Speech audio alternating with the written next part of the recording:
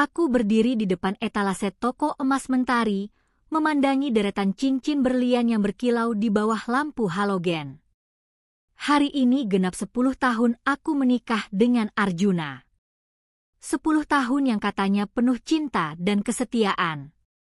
Makanya aku sengaja ambil cuti setengah hari dari kantor arsitek, mau belikan dia cincin couple sebagai kejutan.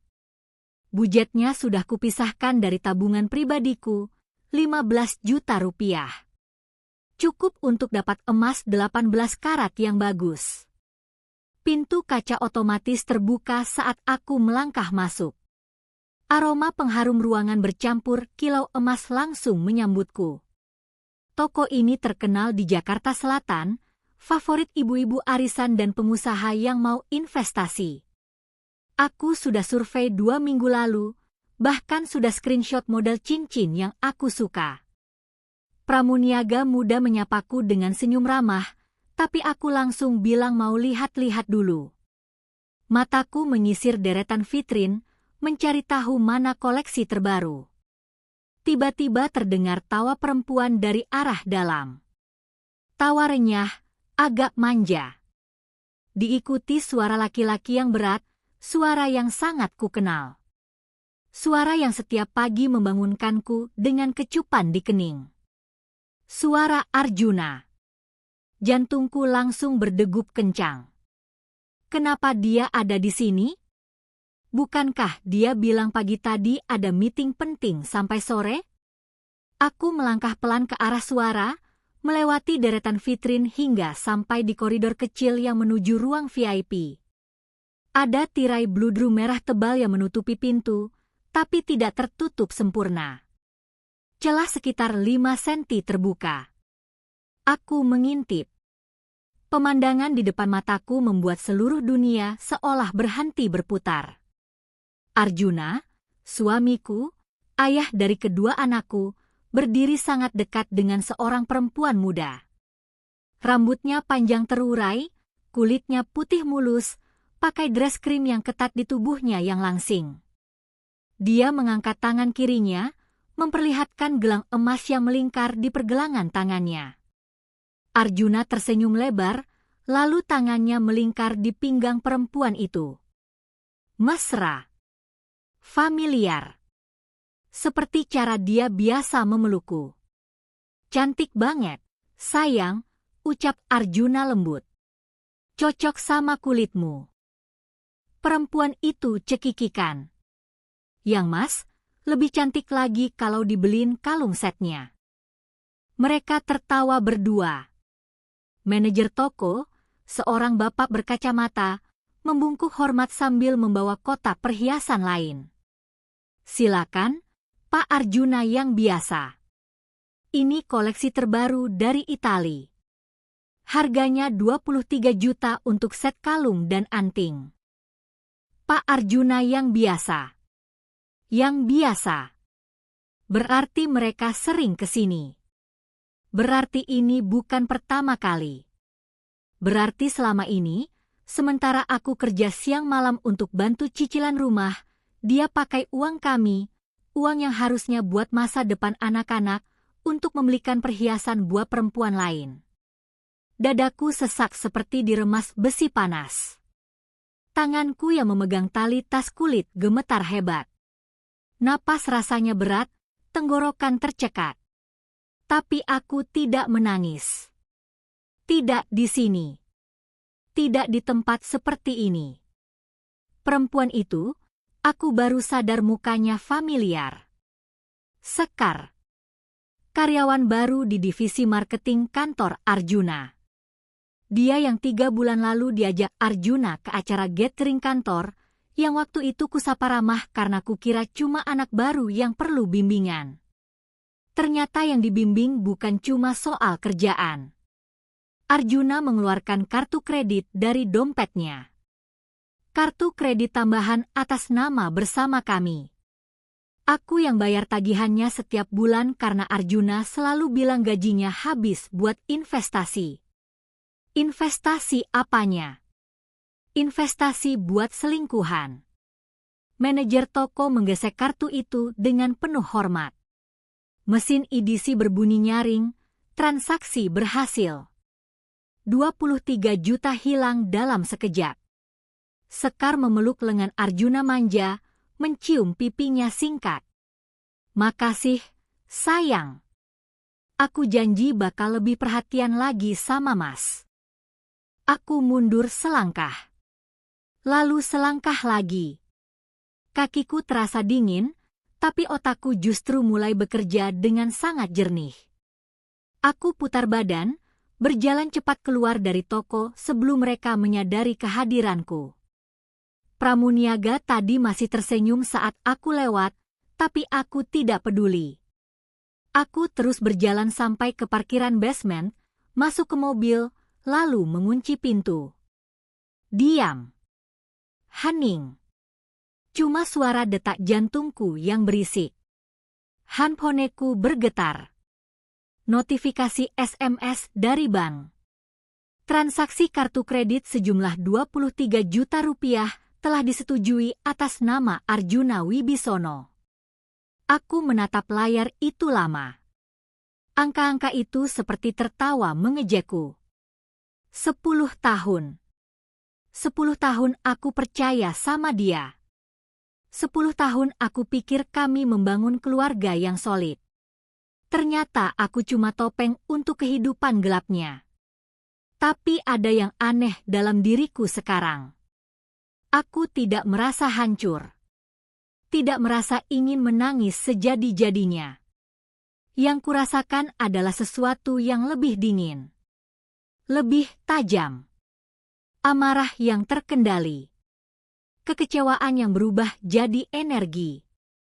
Aku buka aplikasi mobile banking. Cek mutasi rekening bersama kami. Scroll ke belakang. 1 bulan. 2 bulan. 3 bulan. Ada pola yang jelas. Setiap tanggal 15, ada penarikan tunai 5-7 juta. Setiap akhir bulan, ada transaksi di toko emas ini. Belum lagi transfer ke rekening yang tidak kukenal, nama Sekar Ayu Lestari tertera jelas di sana. Aku screenshot semuanya. Satu persatu. Simpan di folder tersembunyi di galeri handphone. Mesin mobil kunyalakan. Aku tidak langsung pulang. Aku duduk diam, menatap pintu masuk toko emas dari kejauhan. 10 menit kemudian, Arjuna dan Sekar keluar bersama. Mereka berjalan berdampingan, tertawa-tawa, tangan hampir bersentuhan. Sekar membawa paper bag besar berisi perhiasan baruannya. Arjuna membukakan pintu mobil untuknya, mobil hitam metalik yang dia beli tahun lalu dengan alasan buat kemudahan kerja. Mereka pergi bersama dengan mobil itu. Aku menyalakan GPS tracker di handphoneku, aplikasi yang dulu kupasang di mobil Arjuna dengan alasan buat keamanan kalau mobilnya hilang. Ternyata aplikasi itu sekarang berguna untuk hal lain. Titik merah di peta bergerak menuju kawasan apartemen di Bilangan Kemang. Jadi di situ sarangnya. Aku tersenyum tipis. Senyum tanpa kebahagiaan. Senyum seorang perempuan yang baru saja menyadari bahwa dia sudah cukup lama dikhianati, dan sekarang saatnya untuk tidak lagi jadi korban yang diam. Aku tidak akan konfrontasi hari ini. Tidak akan teriak histeris atau ngamuk-ngamuk. Tidak akan datang ke apartemen itu dan bikin drama murahan. Arjuna pasti mengharapkan aku bertindak emosional kalau sampai tahu. Dia pasti sudah siapkan alasan-alasan. Ini cuma kesalahan sekali. Aku hilaf. Aku masih cinta sama kamu. Demi anak-anak kita jangan cerai. Tapi aku tidak akan kasih dia kesempatan itu. Aku akan menghancurkannya dengan cara yang lebih elegan, lebih menyakitkan, dan lebih permanen. Pagi ketiga setelah kejadian di toko emas, aku kirim pesan ke supervisor kantor bahwa aku demam tinggi dan perlu istirahat. Arjuna sudah berangkat kerja jam 7 seperti biasa, mencium keningku sebelum pergi seolah dia suami paling setia di dunia. Aku tunggu sampai mobilnya hilang dari ujung gang, baru aku bangkit dari tempat tidur. Laptop sudah siap di meja kerja. Hari ini aku cari tahu seberapa dalam lubang yang dia gali. Aku login ke internet banking rekening bersama kami. Passwordnya masih sama, tanggal lahir anak pertama kami. Ironis. Halaman mutasi terbuka, dan aku langsung ekspor semua transaksi 7 bulan terakhir ke file Excel. Angka-angka mulai berbicara. Toko emas Mentari muncul 12 kali. Jumlah totalnya membuat napasku tertahan, 85 juta rupiah. 85 juta untuk perhiasan perempuan lain, sementara aku masih pakai tas kerja yang sama sejak 3 tahun lalu karena bilang harus hemat demi cicilan rumah. Tapi itu belum semuanya. Ada transfer rutin setiap tanggal 20 ke rekening atas nama Sekar Ayu Lestari. 15 juta per bulan. 7 bulan berturut-turut. 105 juta rupiah total. Tanganku mengepal. Urat di pelipisku berdenyut keras. Aku ambil handphone, hubungi Dewangga, sahabatku sejak kuliah yang sekarang kerja sebagai relationship manager di bank swasta besar. Dia angkat setelah nada sambung ketiga. Kirana? Ada apa pagi-pagi? Dewangga, aku butuh bantuanmu. Urgent. Suaranya langsung serius. Kamu kenapa? Ada masalah? Aku perlu kamu cek rekening pribadi Arjuna yang terpisah dari rekening bersama kami. Bisa? Hening sebentar. Kirana, ini melanggar privasi nasabah. Aku bisa kena sanksi. Aku tahu. Tapi ini soal hidup mati pernikahanku. Please, Dewangga. Aku mohon. Dia menghela napas panjang. Kirim aku nomor KTP Arjuna sama nomor rekeningnya kalau kamu tahu. Aku coba. Tapi ini sekali ini aja, ya. Aku kirim foto KTP Arjuna yang kusimpan di galeri handphone. Untuk nomor rekening, aku ingat Arjuna pernah ninggalin buku tabungannya di laci meja kerja rumah. Aku bongkar laci itu, ketemu buku tabungan dengan sampul biru dongker. Halaman terakhir menunjukkan saldo 52 juta rupiah per bulan lalu. Aku foto halaman itu, kirim ke Dewangga. Tunggu 2 jam. Aku kabarin lagi. 2 jam terasa seperti 2 hari. Aku tidak bisa diam. Aku stalk Instagram Sekar Ayu Lestari. Akunnya tidak di private, kesombongan khas anak muda yang suka pamer. Feed-nya penuh foto liburan. Bali bulan Maret. Bandung bulan April. Singapura bulan Mei. Setiap foto dia pakai outfit berbeda, dress mahal, tas branded, sepatu heels yang harganya mungkin sama dengan gajiku sebulan. Captionnya menjijikan, grateful for every blessing dengan emoji hati. Life is beautiful with the right person dengan foto siluet laki-laki yang jelas itu Arjuna. Kolom komentarnya penuh pujian dari teman-temannya. Kamu pasti bahagia banget. Kar, pacarmu pasti tajir, ya. Kapan nikah? Aku screenshot semuanya. Simpan di folder yang sama dengan bukti transaksi bank. Handphoneku berdering. Dewangga. Kirana, duduk dulu sebelum aku kasih tahu. Jantungku langsung berdebar. Kenapa? Seburuk apa? Rekening pribadi Arjuna ada 2. Yang satu untuk gaji bulanan, yang satunya lagi sepertinya dia sembunyiin dari kamu. Rekening kedua itu isinya transfer keluar terus ke rekening Sekar. Tapi yang bikin aku kaget, ada penarikan tunai besar, 200 juta rupiah 3 bulan lalu. 200 juta. Angka itu seperti tamparan keras di wajahku. Buat apa dia ambil uang segitu? Aku cek histori transaksi. Sehari setelah penarikan tunai itu, ada transfer masuk ke dealer mobil. Sepertinya dia beli mobil. Mobil hitam metalik yang dia bilang beli cash dari bonus kantor. Ternyata dari rekening pribadi yang dia sembunyikan dariku. Dari uang yang seharusnya masuk ke rekening keluarga. Dewangga, total semua pengeluaran dia untuk Sekar berapa? Tunggu, aku hitung. Suara ketikan keyboard terdengar di seberang. Kalau digabung transfer rutin, pembelian perhiasan, sama mobil itu sekitar 380 juta dalam 7 bulan terakhir. Aku terdiam. Angka itu lebih besar dari uang muka rumah kami dulu.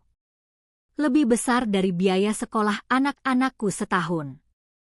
Aku yang rela lembur sampai tengah malam, yang skip makan siang demi hemat, yang tunda beli baju baru karena katanya harus prioritas keluarga, sementara dia hamburkan ratusan juta untuk perempuan berusia 24 tahun. Kirana, kamu masih di sana? Iya. Makasih, Dewangga. Tolong kirim aku screenshot mutasinya. Aku janji ini rahasia. Sudah kukirim ke emailmu. Kirana, kamu mau gugat cerai? Belum. Aku mau dia hancur dulu. Baru setelah itu cerai. Aku tutup telepon. Buka email. File PDF dari Dewangga sudah masuk. Aku print semua halaman, 23 lembar bukti pengkhianatan. Aku masukkan ke mat coklat, simpan di laci bawah lemari pakaianku yang Arjuna tidak pernah buka. Sore harinya, Arjuna pulang dengan wajah ceria. Dia bawa bakso favorit anak-anak, pura-pura jadi ayah teladan. Aku sambut dia dengan senyum. Aku tanyakan bagaimana meeting hari ini. Dia jawab lancar, cerita soal klien baru, soal target penjualan. Semua kebohongan mulus dari mulutnya. Kami makan malam bersama anak-anak. Dia suapin anak bungsuku yang baru berusia 5 tahun. Dia tanya per anak sulungku yang kelas 4 SD. Pemandangan keluarga bahagia. Sempurna untuk foto Instagram. Tapi aku tahu sekarang. Aku tahu laki-laki di seberang meja ini adalah penipu profesional.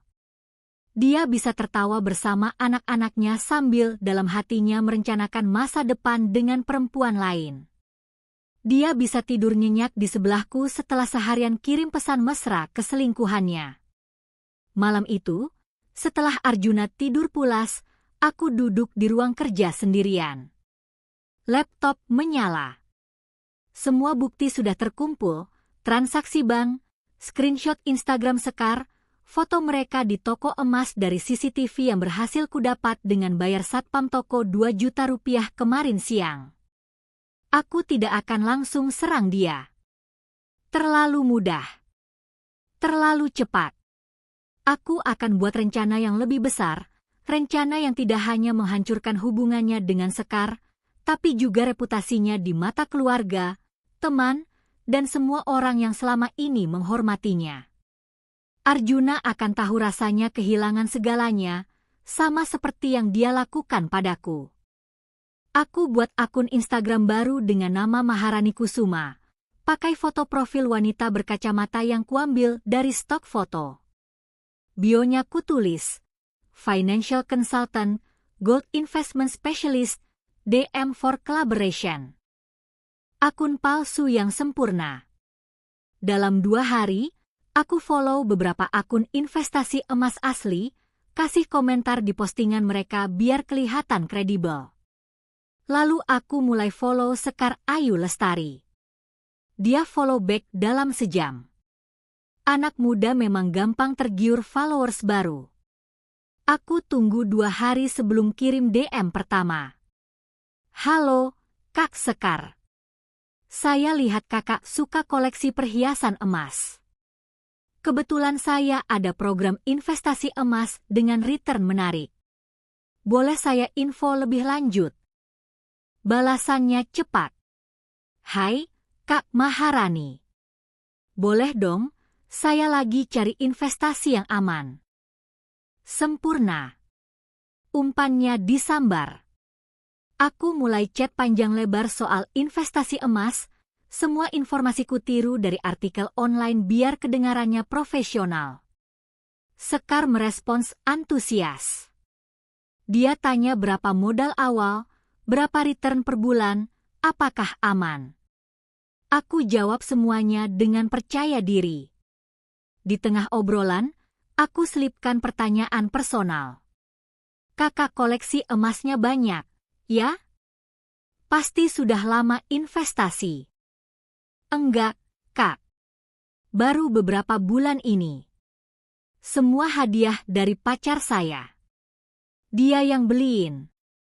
Aku ketik pelan, pura-pura tertarik. Wah, baik banget pacarnya. Pasti sayang banget sama kakak. Iya, Kak. Dia dermawan banget. Setiap bulan pasti ada aja yang dibeliin. Gelang, kalung, cincin. Bahkan mobil juga dibeliin.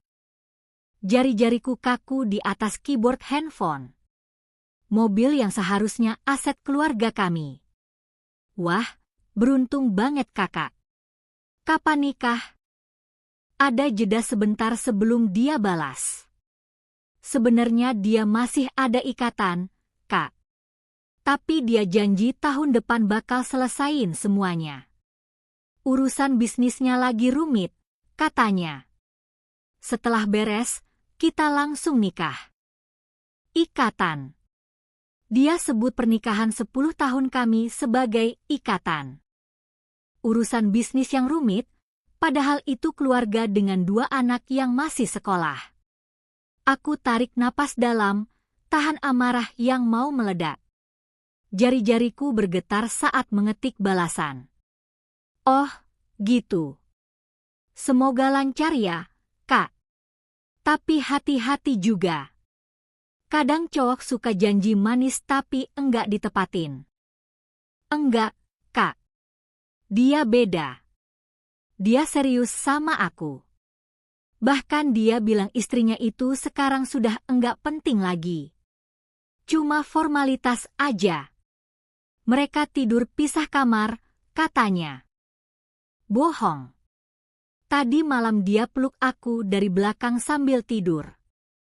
Aku screenshot percakapan ini. Simpan di folder bukti yang makin tebal. Tapi chat saja tidak cukup. Aku butuh bukti audio, suara Arjuna sendiri yang merencanakan pengkhianatan ini. Keesokan harinya, aku beli voice recorder mini ukuran kotak korek api di toko elektronik. Harganya Rp800.000. Alat kecil tapi daya rekamannya bisa sampai 72 jam. Aku tunggu sampai Arjuna mandi pagi, lalu aku nyelinap ke mobilnya yang parkir di garasi. Voice recorderku tempel di bawah dashboard pakai double tape kuat. Posisinya tersembunyi, tidak kelihatan kalau tidak sengaja cari. Malam itu, Arjuna bilang dia ada dinner dengan klien, pulang mungkin agak malam. Aku bilang tidak apa-apa dengan senyum. Dia pergi jam 7.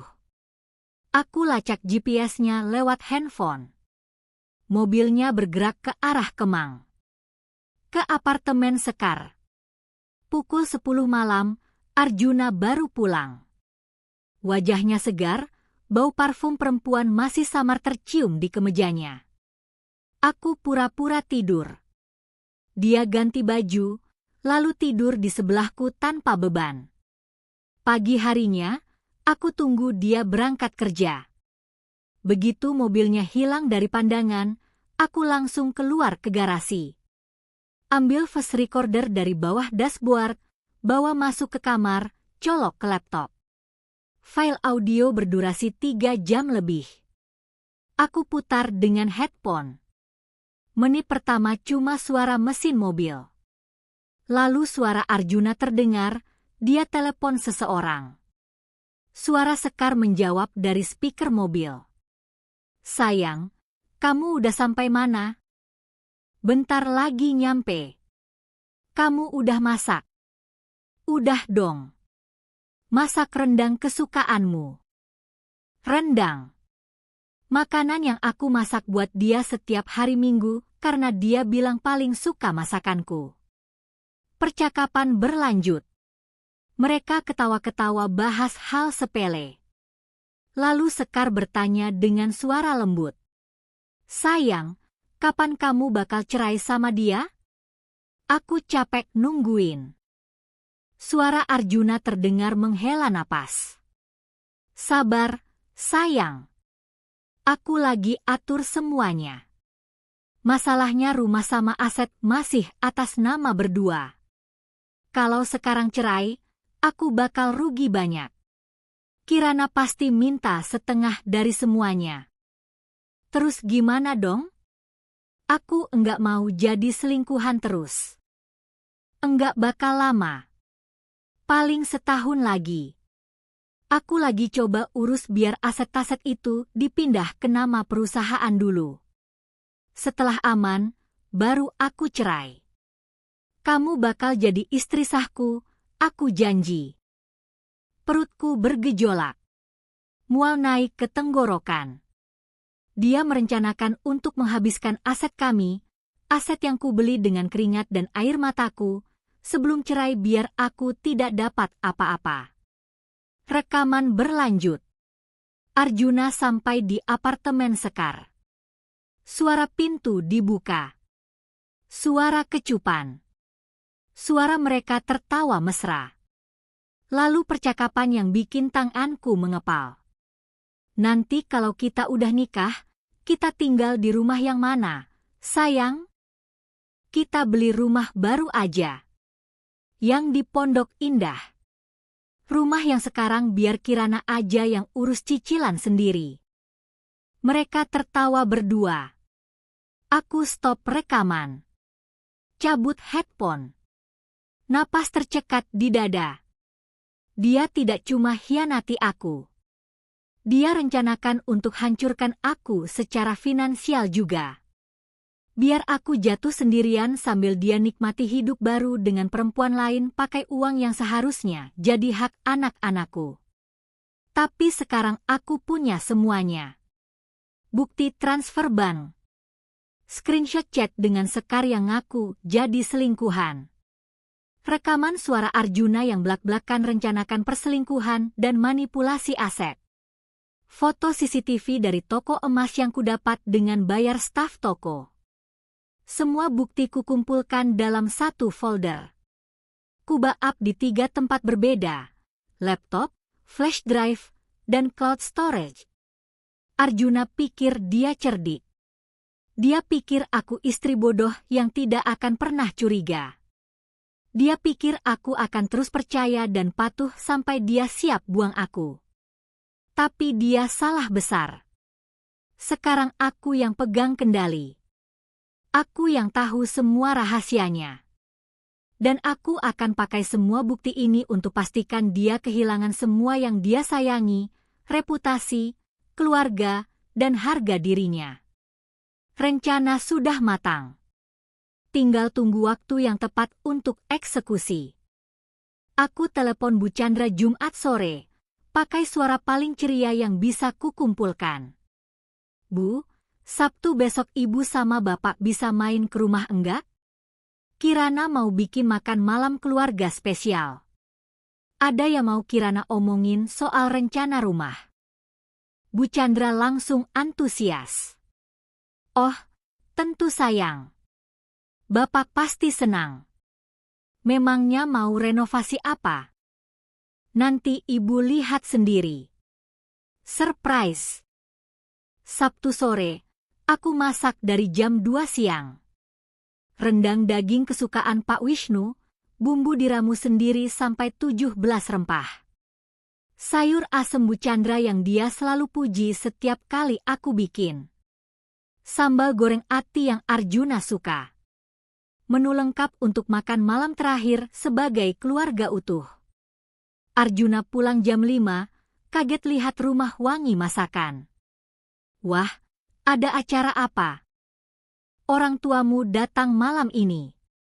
Kita makan bareng. Kamu lupa aku bilang kemarin. Dia menggaruk kepala, sedikit bingung tapi tidak curiga. Oh iya. Oke deh. Pak Wisnu dan Bu Chandra datang jam 6:30 tepat. Mereka bawa kue lapis legit dan buah-buahan segar. Aku sambut dengan pelukan hangat.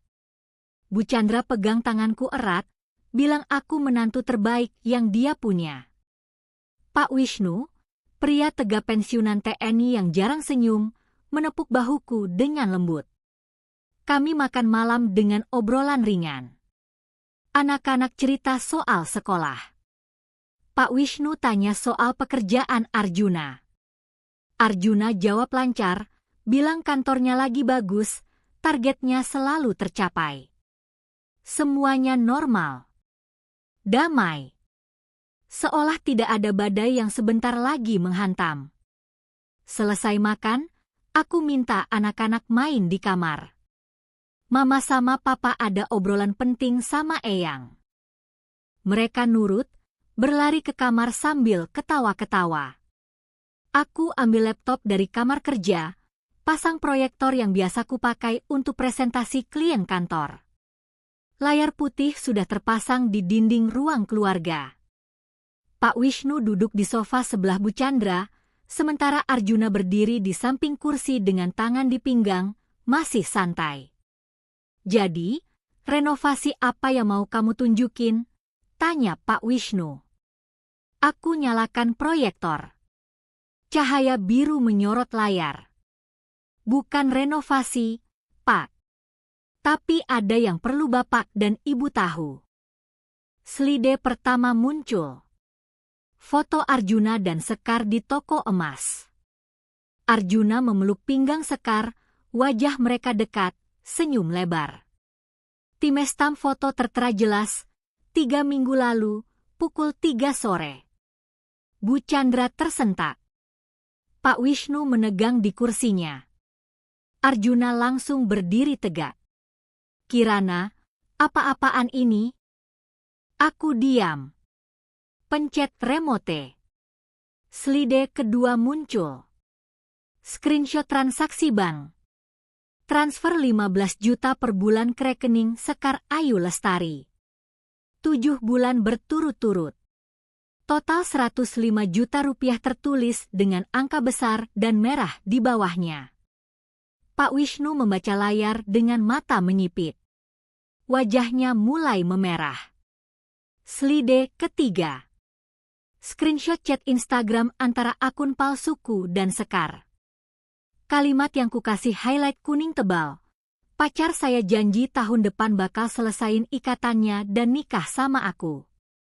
Dia bilang istrinya sekarang sudah enggak penting lagi.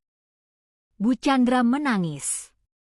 Tangannya menutup mulut, air mata mulai jatuh. Kirana, matiin itu. Arjuna melangkah cepat ke arahku, mau rebut remote proyektor dari tanganku.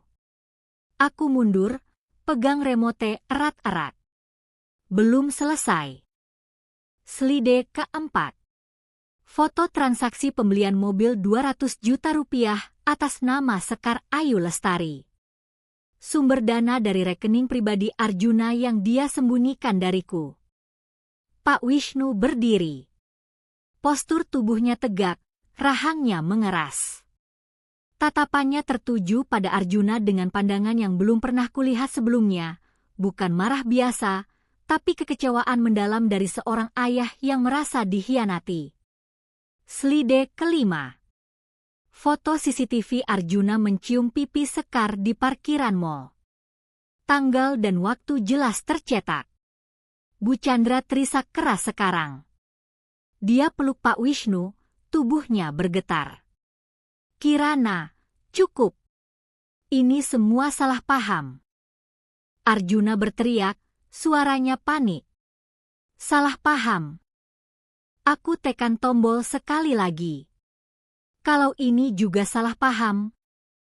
Audio recording mulai diputar lewat speaker laptop. Suara Arjuna terdengar jelas di ruangan. Aku bosan sama Kirana, dia terlalu fokus kerja. Pulang malam terus, anak-anak juga dia serahin ke pembantu. Sekar beda, dia perhatian, dia ngerti aku butuh apa. Suara Sekar menjawab. Terus kapan kamu cerai sama dia? Sabar, sayang. Paling tahun depan. Aku lagi ngatur biar aset-aset rumah dipindah dulu. Biar dia enggak dapat apa-apa pas cerai nanti. Ruangan terdiam total. Cuma suara recording yang masih berlanjut. Kita nanti tinggal di mana, sayang? Kita beli rumah baru. Yang di Pondok Indah. Rumah yang sekarang biar Kirana aja yang nanggung cicilan sendiri. Tawa mereka berdua mengisi ruangan. Tawa yang penuh rencana jahat.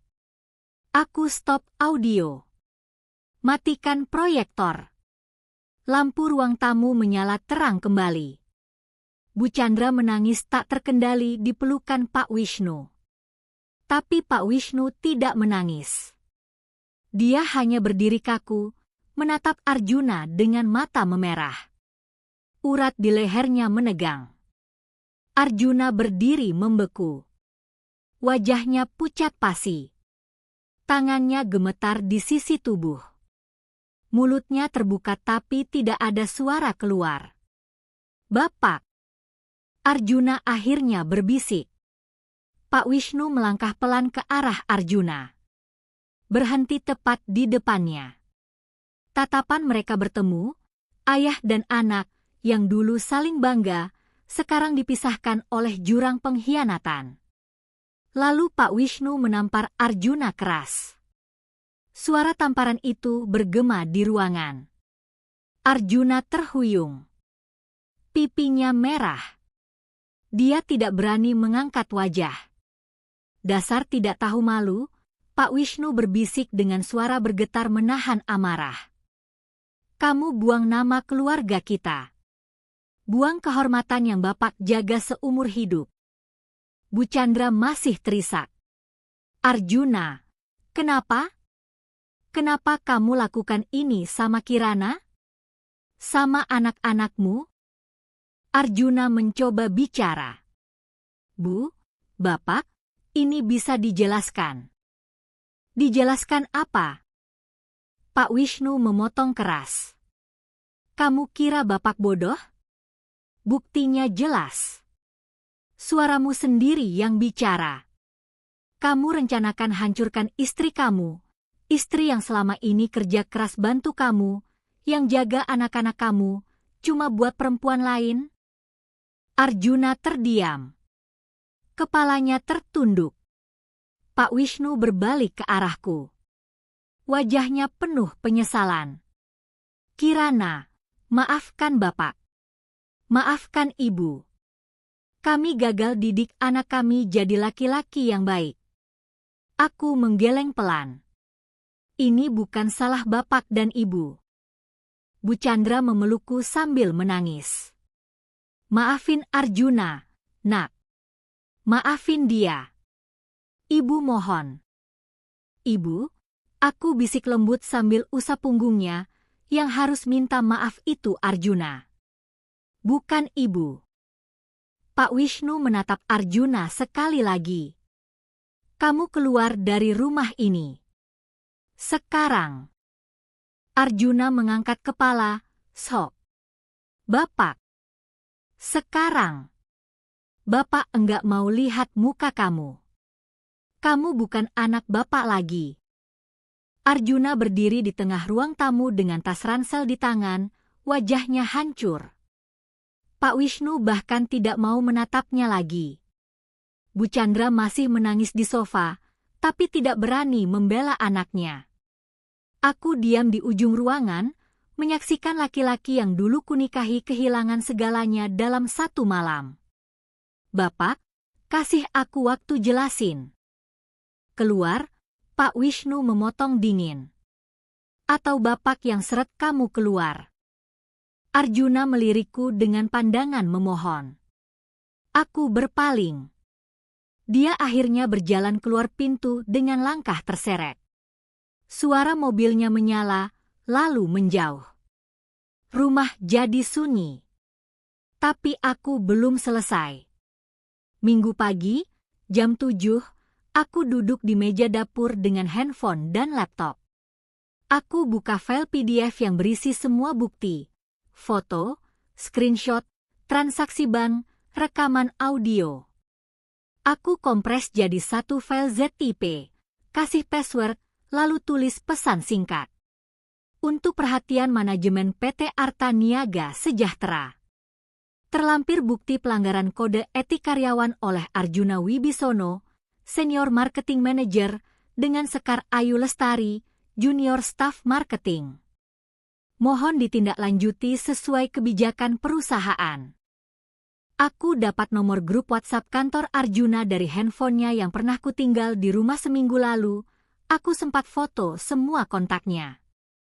Ada 23 orang dalam grup itu, termasuk Direktur Utama, Kepala HRD, dan semua rekan kerja satu divisi. Jemariku bergetar saat pencet tombol kirim. Tapi aku tekan juga. File terkirim. Centang biru muncul. Pesan sudah dibaca oleh 8 orang dalam 5 menit pertama. Handphoneku langsung berdering. Nomor Arjuna. Aku matikan. Berdering lagi. Aku matikan lagi. SMS masuk bertubi-tubi. Kirana, please jangan lakukan ini. Karirku bisa hancur. Aku mohon, tarik pesannya. Aku tidak baca semuanya. Aku letakkan handphone terbalik di meja. 2 jam kemudian, Dewangga telepon. Kirana, kamu serius kirim bukti itu ke kantor Arjuna? Serius. Kenapa? Gila, sih. Tadi temanku yang kerja di sana bilang kantornya heboh. HRD langsung panggil meeting darurat. Arjuna dipanggil ke ruang direksi. Bagus. Kirana, kamu yakin mau sejauh ini? Dia yang mulai. Aku cuma selesaikan. Aku tutup telepon. Buka Instagram. Akun Sekar Ayu Lestari tiba-tiba di private. Story-nya yang biasanya penuh konten hilang total. Dia mulai panik. Senin pagi, jam 9, handphoneku berdering lagi. Kali ini nomor tidak dikenal. Aku angkat. Halo. Suara Arjuna terdengar serak, seperti tidak tidur semalaman. Kirana, please. Aku dipecat. Jantungku berdegup, tapi suaraku tetap datar. Dipecat atau dipindahkan? Dipindahkan ke cabang Surabaya. Turun jabatan. Gajinya dipotong setengah. HRD bilang ini hukuman karena aku langgar kode etik perusahaan. Kirana, ini terlalu. Terlalu apa? Terlalu adil. Kirana, kamu sudah rencanakan hancurkan keluarga kita. Rencanakan ambil semua aset biar aku enggak dapat apa-apa. Sekarang rasakan sendiri kehancurannya. Kirana, tunggu. Aku tutup telepon. Blok nomornya. Blok semua nomor lain yang mungkin dia pakai untuk hubungi aku. Email dari pengacaraku masuk Senin pagi jam 9. Subjek, urgent, temuan baru terkait aset rumah. Tanganku gemetar saat membuka attachment PDF-nya. Kata-kata di halaman pertama membuat dunia sekeliling berputar. Sertifikat rumah atas nama Ibu Kirana dan Bapak Arjuna telah dijadikan agunan pinjaman bank sebesar 350 juta rupiah pada tanggal 5 Februari tahun ini. Jatuh tempo pelunasan 5 April mendatang. Status: menunggak 2 bulan. Ancaman eksekusi agunan oleh bank dalam waktu 60 hari. Aku baca ulang 3 kali. Angka itu tidak berubah. 350 juta rupiah. Rumah kami digadaikan 6 bulan lalu tanpa sepengetahuanku. Arjuna yang pegang sertifikat asli karena aku percaya dia simpan di brankas kantornya untuk keamanan. Ternyata dia pakai itu untuk gadai diam-diam. Tanganku meraih pinggiran meja, lutut terasa lemas. Napas tersengal. Ruang kerja yang biasanya terasa lapang tiba-tiba menyempit, dinding-dinding seakan mendekat. Aku telepon pengacaraku langsung. Dia angkat setelah 2 nada. Bu Ratih, ini serius? Rumah kami digadai. Suara Bu Ratih tenang tapi tegas. Sayangnya iya, Bu Kirana. Saya dapat info ini dari rekan di bank. Pak Arjuna ajukan pinjaman dengan alasan modal usaha. Karena sertifikat atas nama berdua, harusnya perlu tanda tangan ibu juga. Tapi entah bagaimana dia loloskan prosesnya. Mungkin dia palsuin tanda tangan saya. Kemungkinan besar. Tapi membuktikannya butuh waktu. Yang penting sekarang, utangnya harus dibayar dalam 2 bulan atau bank akan lelang rumah. Lelang rumah. Rumah yang kubeli dengan uang hasil kerja keras 10 tahun terakhir. Rumah tempat anak-anakku tumbuh besar, tempat mereka belajar jalan, tempat kami rayakan ulang tahun, tempat semua kenangan keluarga kami tersimpan. Uangnya dipakai buat apa? Tanyaku, meski dalam hati sudah tahu jawabannya.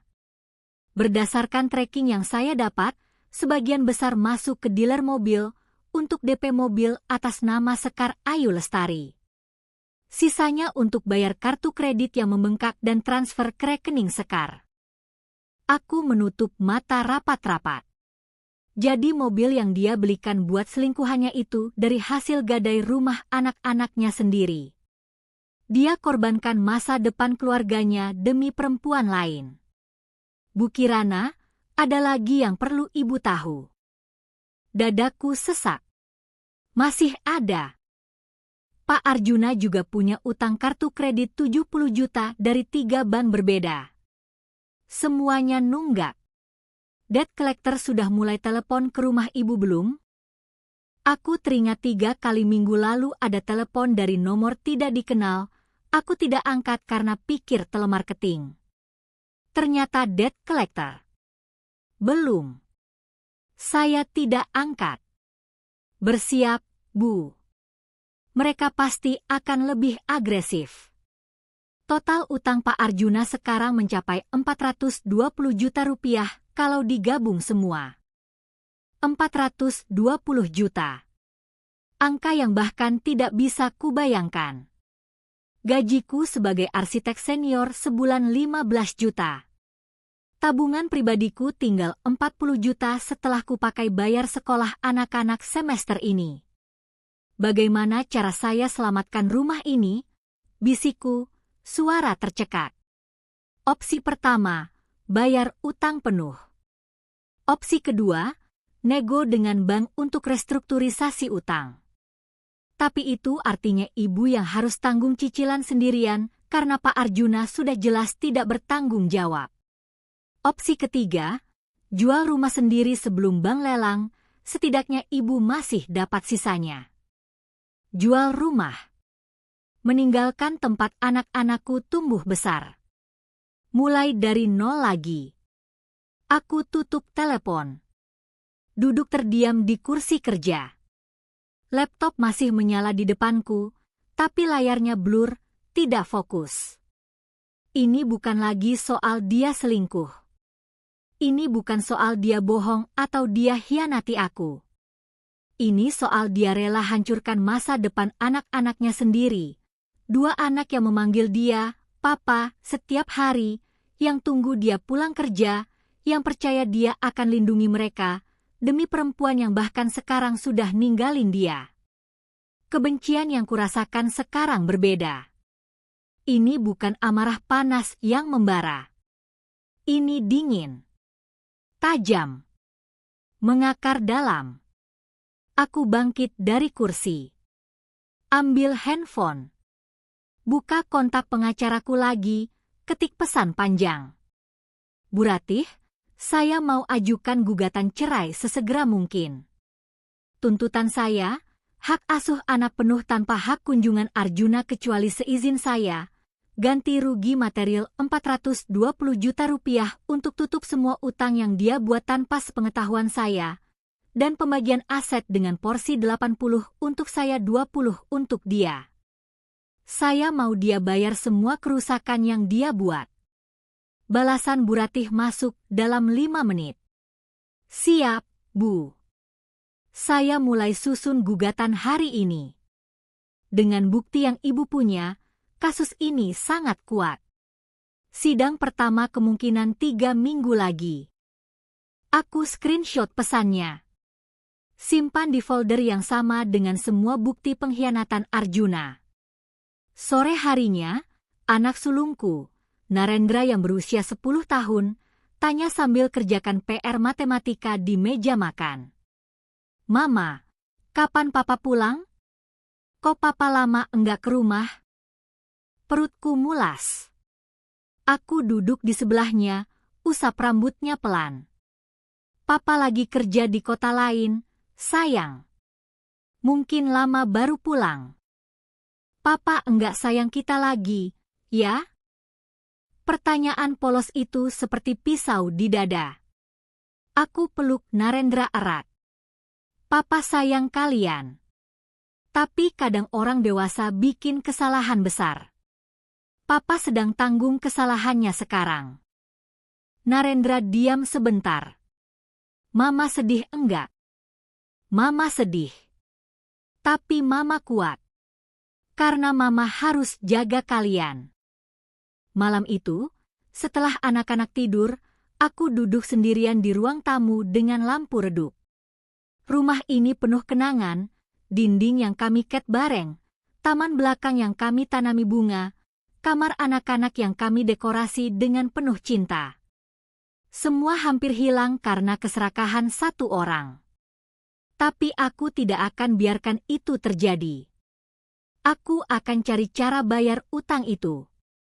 Akan kupinjam dari bank dengan agunan gajiku lah, atau jual mobilku, atau bahkan ambil pinjaman dari koperasi kantor. Apapun caranya, rumah ini akan kuselamatkan. Bukan untuk Arjuna. Bukan untuk nama baik keluarga. Tapi untuk anak-anakku yang tidak bersalah atas kehancuran yang dibuat ayah mereka. Dan Arjuna? Dia akan kutuntut sampai dia bayar setiap rupiah yang dia hambur-hamburkan. Sampai dia rasakan sendiri bagaimana jatuh dari ketinggian yang dia bangun dari uang keluarganya. Ini bukan lagi tentang balas dendam. Ini tentang keadilan. Dan aku akan pastikan keadilan itu terlaksana, apapun yang terjadi. Sidang cerai pertama berlangsung 3 minggu setelah aku ajukan gugatan. Ruang sidang Pengadilan Agama Jakarta Selatan terasa dingin meski AC tidak terlalu kencang. Aku duduk di kursi penggugat dengan Bu Ratih di sebelahku, map coklat tebal berisi bukti-bukti tergeletak di meja. Arjuna masuk dengan pengacara murah yang wajahnya terlihat lelah, jelas dia tidak sanggup bayar pengacara bagus. Hakim, seorang perempuan paruh baya berkacamata, membuka persidangan. Sidang gugatan cerai atas nama Kirana Arumdani melawan Arjuna Wibisono dibuka. Bu Ratih presentasikan semua bukti satu persatu. Foto Arjuna dengan Sekar. Rekaman audio percakapan mereka. Transaksi bank ratusan juta untuk selingkuhan. Surat keterangan gadai rumah tanpa sepengetahuanku. Utang kartu kredit yang membengkak. Hakim mendengarkan dengan serius, sesekali membuat catatan. Pengacara Arjuna mencoba bela diri.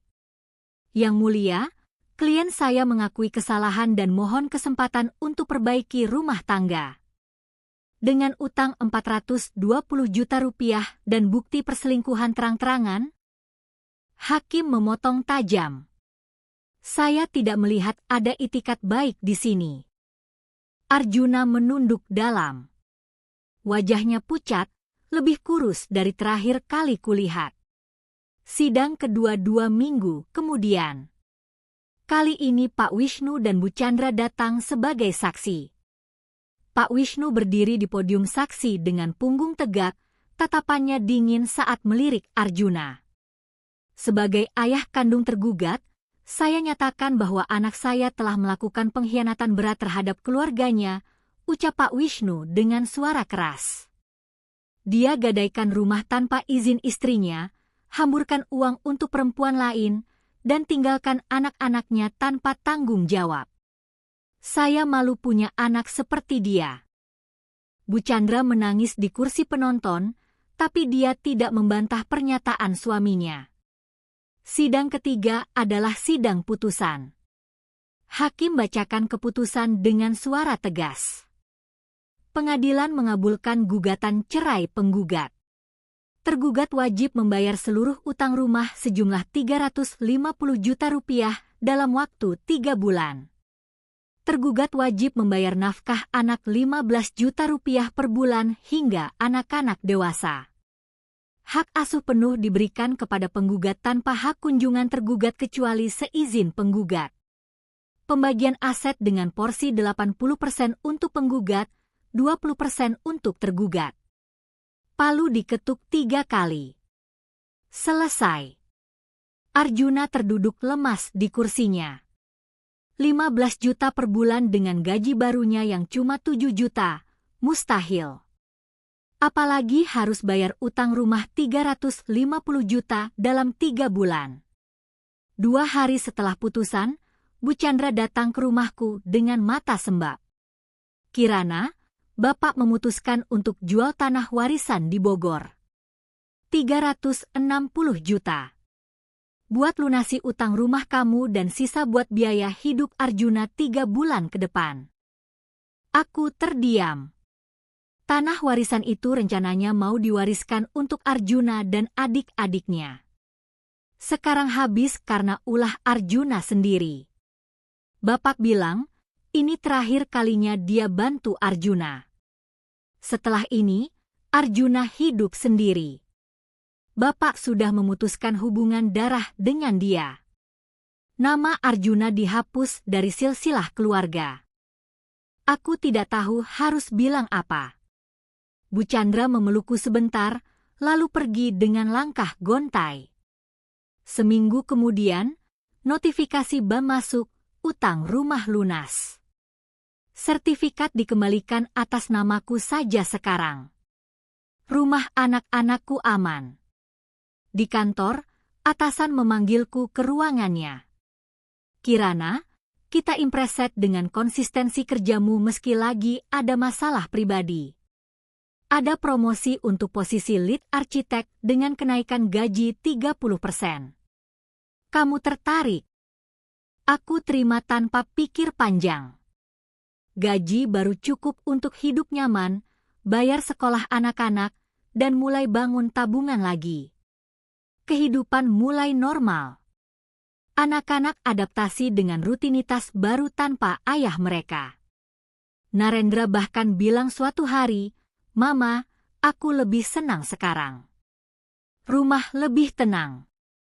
Bulan kelima setelah cerai, Dewangga kirim screenshot dari LinkedIn. Arjuna update profilnya, posisi baru sebagai sales representative di perusahaan kecil distribusi alat tulis kantor. Tidak ada embel-embel manajer atau senior. Cuma sales biasa dengan gaji UMR. Aku scroll ke foto profilnya. Wajahnya tampak jauh lebih tua, keriput di dahi lebih dalam, mata berkantung hitam. Dia jatuh banget, ya, komentar Dewangga lewat chat. Aku tidak balas. Aku tutup aplikasi dan lanjut kerja. 6 bulan setelah cerai, aku bawa anak-anak ke mall untuk beli baju sekolah baru. Kami jalan santai di area food court, anak-anak pegang es krim, tertawa-tawa cerita soal teman sekolah mereka. Lalu aku lihat dia. Arjuna berdiri di dekat stan ponsel murah, pakai kemeja putih kusam yang kebesaran di tubuhnya yang kurus. Dia pegang tablet, seperti sedang tawarkan produk ke pengunjung yang lewat. Sales lapangan. Wajahnya lelah, punggungnya sedikit bungkuk, tidak ada lagi postur percaya diri yang dulu. Mata kami bertemu selama 2 detik. Dia membeku. Mulutnya terbuka sedikit, seperti mau bilang sesuatu. Tapi tidak ada suara keluar. Aku tidak berhenti berjalan. Aku pegang tangan anak-anakku lebih erat, terus melangkah melewatinya tanpa menoleh lagi. Narendra sempat lirik ke arah Arjuna, tapi dia tidak tanya apa-apa. Dia sudah terbiasa dengan ketiadaan ayahnya. Aku tidak merasa senang melihat Arjuna jatuh seperti itu. Tidak ada kepuasan atau kemenangan yang membuncah di dada. Yang kurasakan hanya kekosongan, seperti melihat orang asing yang dulunya ku kenal. Dia memilih jalan ini. Dia yang gadaikan rumah. Dia yang bohongi aku. Dia yang rencanakan hancurkan keluarga kami demi perempuan yang sekarang bahkan tidak ingat namanya. Aku hanya memastikan konsekuensinya setimpal dengan perbuatannya. Keluar dari mall, aku lihat pantulan diriku di kaca pintu. Wanita dengan blazer rapi, tas kerja kulit berkualitas, anak-anak ceria di kiri kanan. Wanita yang dulu dia bilang terlalu fokus kerja, tidak perhatian. Ternyata tanpa dia, aku malah lebih berhasil. Anak-anak lebih bahagia. Hidupku lebih tenang. Aku buktikan bahwa wanita yang dia remehkan jauh lebih kuat sendirian daripada bersama laki-laki yang tidak menghargainya.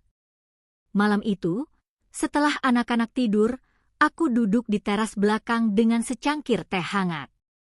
Langit gelap, bintang sedikit terlihat di antara awan tipis Jakarta. Angin sepo-sepo menyejukkan. Handphoneku bergetar. Notifikasi Instagram. Akun Sekar Ayu Lestari, yang ternyata tidak ku-unfollow dari akun palsuku, post foto baru. Dia pakai gaun malam mewah, berdiri di samping laki-laki paruh baya bertubuh gempal pakai jas mahal. Captionnya, "Grateful for new beginnings with someone who truly values me." Komentarnya penuh ucapan selamat. Tidak ada yang ingat Arjuna. Tidak ada yang peduli siapa laki-laki sebelumnya yang katanya bakal nikahi dia tahun depan.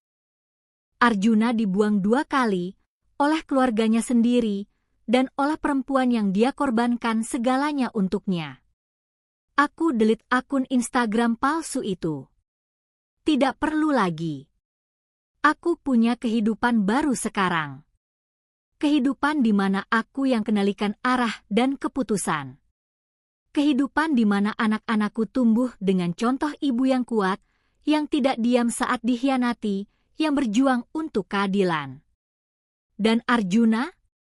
Dia tinggal bayangan di masa laluku, pelajaran berharga tentang bagaimana seseorang bisa menghancurkan dirinya sendiri dengan keserakahan dan kebodohannya. Aku teguk teh terakhir, lalu masuk ke rumah. Rumah yang kini sepenuhnya milikku. Rumah yang penuh dengan suara tawa anak-anak, bukan kebohongan. Ini bukan tentang balas dendam lagi. Ini tentang keadilan yang akhirnya datang, dan kedamaian yang kulalui setelahnya.